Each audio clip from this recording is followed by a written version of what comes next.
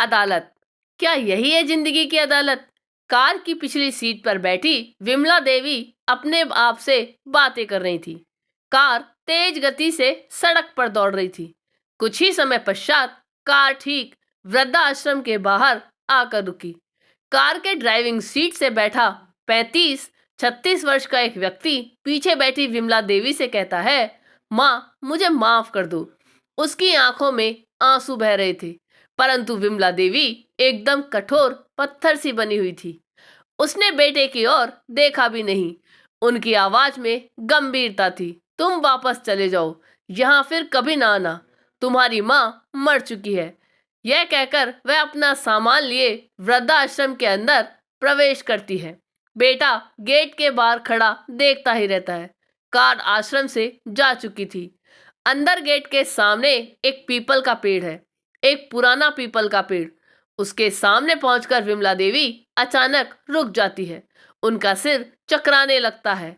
माथे पर पसीने की बूंदें स्पष्ट दिखाई देने लगती हैं। पैर थर थर कांपने लगते हैं। संभलना संभव नहीं था।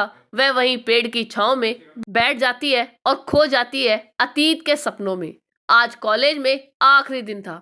हाथ में कॉलेज की डिग्री लिए विमला देवी घर वापस आ रही थी। आज वह बहुत खुश थी। उसने महाविद्यालय में प्रथम स्थान प्राप्त किया था। घर पहुंचते ही माता पिता के चरण छूकर विमला देवी ने कहा, पिताजी मैंने महाविद्यालय में प्रथम स्थान प्राप्त किया है। अब आप अपना वादा पूरा करें। आपने कहा था कि आप मुझे गिफ्ट देंगे।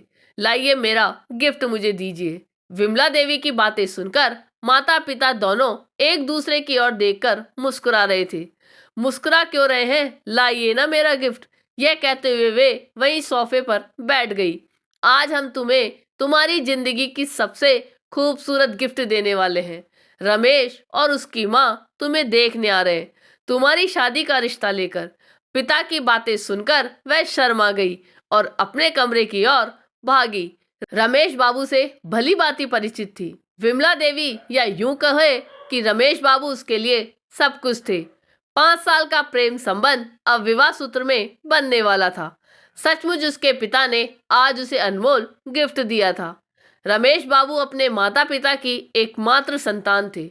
उनके पिता की मृत्यु तो बचपन में ही हो गई थी। माँ ने बड़ी मेहनत से उसे पाला पोसा था। उसकी माँ है, उसके लिए सब कुछ थी। रमेश बाबू रेलवे में इंजीनियर थे। बंगला, गाड़ी, सब कुछ था उनके पास। रमेश बाबू और विमला देवी की शादी बड़े धूमधाम से संपन्न हुई। रमेश बाबू, विमला देवी और उनकी बूढ़ी माँ तीनों खुशी खुशी रह रहे थे। लगभग 3 साल बाद उन्हें पुत्र रत्न की प्राप्ति हुई। रमेश बाबू को खुशी का ठिकाना ना था। रमेश बाबू की माँ ने तो साफ कह दिया, पहले सत्यनारायण भगवान की पूजा होगी, फिर शाम को तुम लोग पार्टी करना। दिन बीतने लगे। रमेश बाबू की माँ अब बूढ़ी हो गई थी। उन्हें आंखों से भी कम दिखाई देता था। बात बात पर खींच जाती थी। मैं तो परेशान हो चुकी हूँ तुम्हारी माँ से। हमेशा कुछ ना कुछ मांगती ही रहती है। उनकी देखभाल करूं या अपने बेटे का, अब मुझसे नहीं होता। अरे तुम समझती क्यों नहीं? मेरे सिवा कौन है इस बूढ़ी माँ का? तुम देखभाल नहीं करोगी तो कौन करेगा? रमेश बाबू ने एक असफल प्रयास किया। हाँ हाँ, क्यों नहीं, मैं ही तो हूँ इस घर की नौकरानी। तुम्हारी देखभाल करूं, तुम्हारे बेटे की देखभाल करूं और तुम्हारी माँ की देखभाल भी मैं ही करूं। उसकी बातों में कठोरता साफ झलक रही थी। मैं भी तो परेशान हो गया हूँ रोज रोज के झगड़े से। तुम ही बताओ मैं क्या करूं? रमेश बाबू असहाय सा महसूस कर रहे थे। माँ को वृद्धाश्रम क्यों नहीं छोड़ आते? वहीं जाकर माँ से मिल लिया करना। जो खर्च आएगा वह भी हम दे दिया करेंगे। विमला देवी ने समय की नजाकत को देखते हुए कहा। रमेश बाबू ने भी हामी भर दी। ठीक है बाबा, ऐसा ही करते हैं, चलो। अब तो खुश हो ना? देखो बाबू रो रहा है, शायद उसे भूख लगी है। मैनेजर साहब ने धीरे से विमला देवी के कंधे पर हाथ रखा। वह चौंक पड़ी। अरे माताजी, आ गई आप? यहाँ क्यों बैठी हैं? अंदर आइए, यहाँ बहुत गर्मी है। विमला देवी मैनेजर साहिबा के साथ कार्यालय के अंदर आती है। माताजी, मैं राधा हूँ, यहाँ की मैनेजर। आप यहाँ कुर्सी पर बैठे। मैनेजर साहिबा ने कुर्सी की ओर इशारा करते हुए कहा। तभी मोबाइल की घंटी बज उठी। मैनेजर साहिबा किसी से बातें करती है। मोबाइल रखते ही विमला देवी से कहती है, सासू माँ का फोन है, कुछ आवश्यक कार्य है, मैं अभी वापस आती हूँ। वापस आकर मैनेजर साहिबा कुर्सी पर बैठते हुए कहती है, उन्हें दवाइयाँ नहीं मिल रही थी, इसलिए बुला रही थी।